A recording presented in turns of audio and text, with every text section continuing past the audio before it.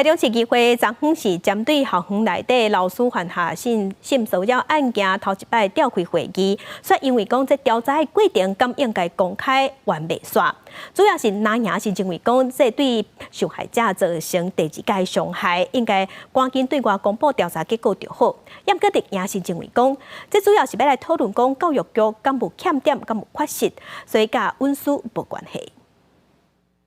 台中市自去年开始发生过几多件校园弄死的案件，真侪学生出面指控遭受过性侵或者是性骚扰。台中市议会2大区校园性别平等专案小组第一遍会议，那立议员对调查过程是不是公开意见无同，民众看法也无同。不是凡事是公开比较好吗？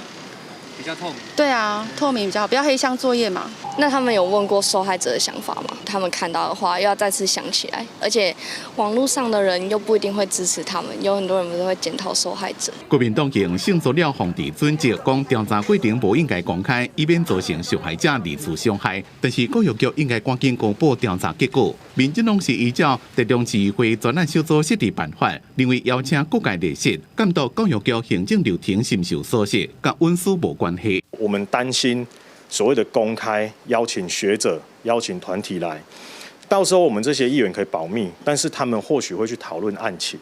那到最后，这个对于受害者，我觉得是一次又一次的公开伤害跟消费了。根据目前台中市议会这个专案小组的设置办法，其实不只是其他的议员可以列席。